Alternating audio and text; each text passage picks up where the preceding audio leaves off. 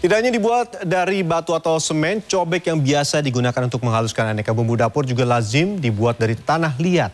Dan sore ini kami akan mengajak Anda menuju salah satu sentra pembuatan cobek tanah liat di Kabupaten Jombang, Jawa Timur. Mulai dari pengambilan tanah di perbukitan, proses pencetakan sampai pembakaran cobek sebelum tiba di dapur Anda.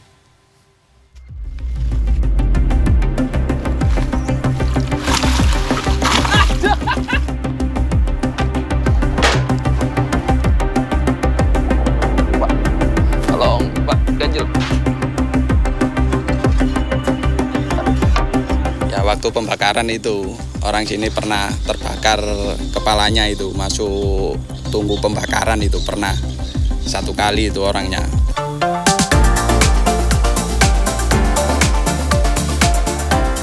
Ada yang familiar dengan perabot dapur yang satu ini.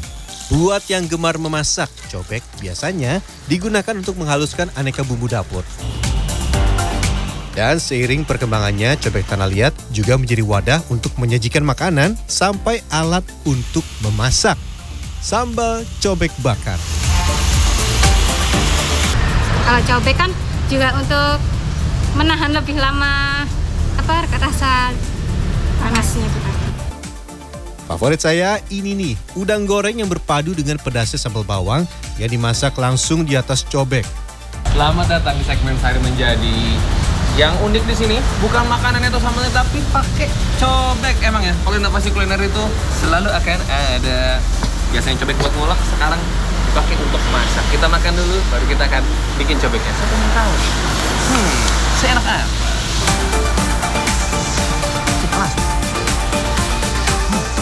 Untuk saya, sajian yang dimasak dan dihidangkan langsung dengan cobek membuat makanan hangat lebih lama.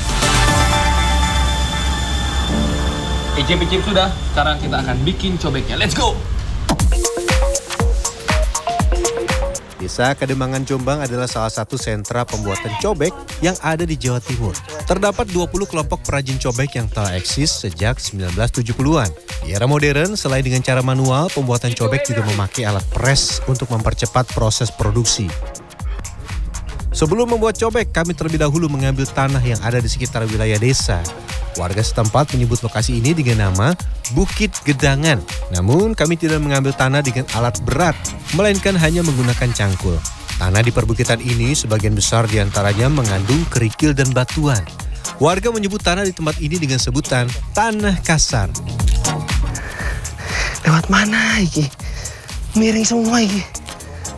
Hari baru dimulai, namun pakaian saya sudah basah kuyup oleh keringat. Tekstur tanah yang amat licin akibat hujan semalam membuat saya harus melangkah dengan sangat berhati-hati. Meski sudah berhati-hati, namun ternyata pijakan saya ambles. Hujan licin. Perjalanan masih panjang. Kami lanjut mengambil tanah yang ada di tempat lain. Warga setempat biasa menyebut tanah di dekat perairan ini sebagai tanah lembut. Nantinya, kedua jenis tanah akan dicampur menjadi satu. Monggo. Yang tricky kalau nyari yang buat tanah liat dengan pres, nggak boleh terlalu kering tapi juga nggak boleh terlalu basah yang benar-benar masuk ke air atau bekas sawah, nggak bisa. Harus yang kayak gini nih, pas. Basah ada sedikit tapi nggak yang sampai ibaratnya tuh nggak sampai kayak sop berkuah banget gitu. Campuran kedua jenis tanah yang berbeda akan membuat tanah menjadi mudah dibentuk dan tidak mudah pecah. Nyangkut. Aman nggak, Duk? Enggak. Duk, gue juga nggak bisa ngelangkahin ini. Sama kita. Aduh, kameramen juga nggak selamat. Dan lagi-lagi kaki saya tersangkut.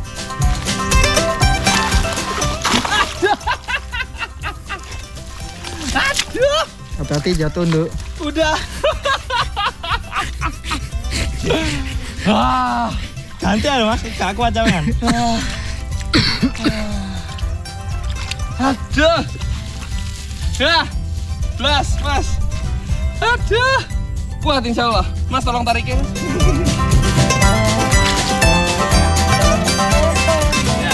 Meski dikenal sebagai desa produsen cobek tanah liat, namun warga mengambil tanah secukupnya. Ini untuk menjaga agar tanah liat tetap terjaga jumlahnya. Jatuhnya sih nggak sakit. Malunya. Kami selanjutnya menuju tempat produksi. Nah, sebelum dibentuk menjadi cobek, campuran adonan tanah akan ditambah dengan sedikit pasir. Karena kalau nggak pakai pasir, kata masnya nanti si cobeknya gampang pecah ya? Iya. Setelah betul-betul tercampur merata, kita masuk proses berikutnya. Tangan sang perajin terlihat begitu mudah untuk membentuk cobek. Tapi untuk saya yang belum pernah membuat cobek yang sempurna, wah, terasa mustahil.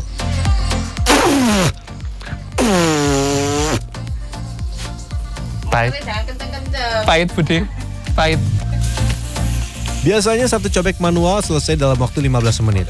Dan saya telah menghabiskan waktu setengah jam. Ini udah dibantuin ibunya padahal 50%, tapi agak susah. Nanti akan dibenerin. Nah, ini punya ibunya nih. Ini nggak sempurna karena masih 80%, tapi tinggal sedikit lagi. Nah, punya saya boro-boro 80%. Ya, harap ikhlas, harap maklum. Malah tadi bukan cobek, jadi mangkuk bakso. Saya kemudian diminta para perajin untuk membuat cobek dengan bantuan alat pres. Pertama-tama, tanah liat dimasukkan ke dalam mesin penggiling agar menjadi halus sempurna. Ulang beberapa kali sampai tanah liat betul-betul kalis. Sebelum tanah liat dipres pipi menjadi cobek, oleskan dengan solar dan minyak jelantah. Ini diperlukan agar cobek tidak lengket dan tanah tidak mudah pecah.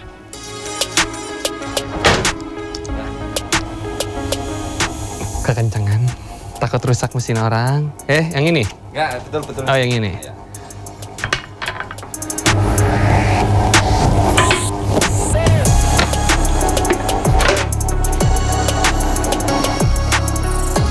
Wah, lumayan.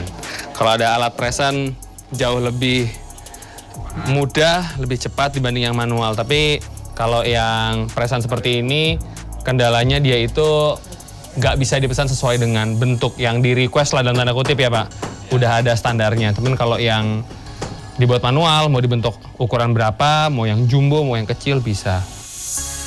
Dalam sehari, tempat ini bisa mencetak hingga 500 cobek tanah liat yang dikirim ke berbagai daerah. Mulai dari Surabaya, Yogyakarta, Semarang, bahkan Pulau Dewata Bali. Oke, untuk tidak jatuh.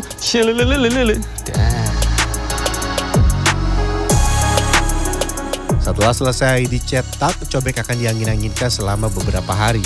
Usahakan cobek tidak terkena sinar matahari langsung yang dapat membuat daya rekatnya berkurang dan menjadi mudah pecah ketika dibakar.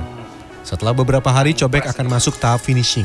Selain diperhalus, cobek juga akan dicat di bagian tepi untuk mempercantik tampilan cobek.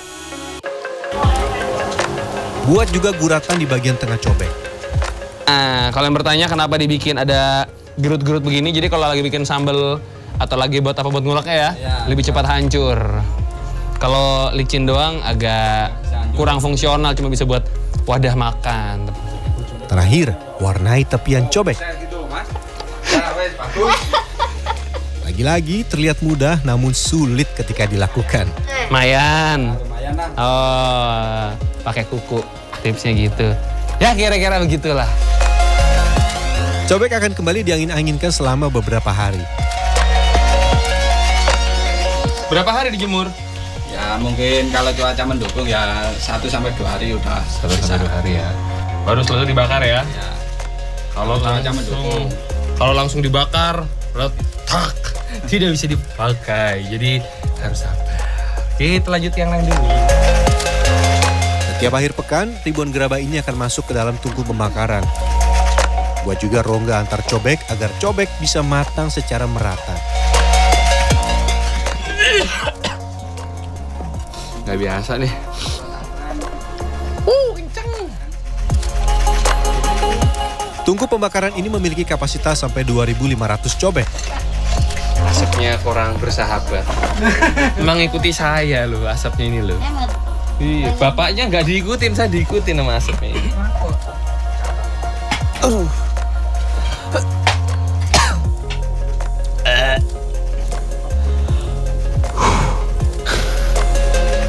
Upayakan juga cobek tidak menutupi bagian dinding dalam tungku pembakaran agar panas tidak tertahan di satu titik yang membuat kematangan cobek tidak merata. Ganjel, ganjel Pak, tolong Pak, ganjel. Pak, asap. Nah titip, makasih. Bude, ini piringnya. Mungkin ada yang bertanya, ini kalau misalkan ada yang retak atau pecah gimana ya, nggak gimana-gimana. Dia nanti akan diolah lagi, nanti dia dipecahin. Ya udah ntar biarin begini, kemudian akan diolah lagi menjadi bahan baku utama. Ini kan mesti tanah liat. Jadi ya nggak masalah ya Pak ya. Jangan rugi karena ini sudah dicampur 3:1, sudah pas, sudah siap untuk diolah sebetulnya. Ini cuma. Jerami ini nantinya akan menutupi seluruh bagian tungku pembakaran cobek, sehingga panas tidak hanya berasal dari bawah, namun juga dari atas. Pembakaran wajib dilakukan untuk melepaskan sifat-sifat tanah liat yang bisa larut bila terkena air. Proses pembakaran biasanya akan berlangsung 5-6 jam. Dan selama proses pembakaran itu juga, kita harus memastikan agar kondisi api stabil. Sebab bila suhu tungku naik dan turun, gerabah akan pecah ketika proses pembakaran. Wah, panas! Suhu dalam pembakaran bisa mencapai 600 derajat Celcius. Total ini butuh waktu sekitar 2 hari sampai 3 hari untuk benar-benar mematangkan. Dibakar seharian, kemudian di hari ke-2 dibiarkan pendinginan, di hari ke-3, ke-4 baru diambil. Kalau baru langsung diambil, panas. Salah satu ciri cobek yang telah matang sempurna adalah warnanya yang berubah menjadi lebih cerah. Harga jual cobek bervariasi mulai dari Rp3.000 sampai Rp10.000 per keping bergantung ukuran. Dalam sekali bakaran setiap akhir pekan, tempat ini bisa meraup omset belasan juta rupiah. Namun ada risiko besar di balik besarnya rupiah yang didapat. Karena itu orang sini pernah terbakar kepalanya itu, masuk tungku pembakaran itu pernah. 1 kali itu orangnya. Perkiraan itu orangnya kepleset, entah ambil apa itu, terus orangnya tertelungkup masuk tungku pembakaran itu. Yang nolongin? Yang nolongin itu istrinya. Ada yang tertarik menjadi produsen cobek seperti saya? Selain harus punya fisik yang prima, kehati-hatian wajib dimiliki oleh produsen cobek tanah liat. Jangan sampai seperti saya, kurang berhati-hati dan terjatuh atau bahkan mendapat luka bakar seperti yang pernah dialami salah seorang warga desa. Gian Fernando di Wiagung Yogyakarta, Jombang, Jawa Timur.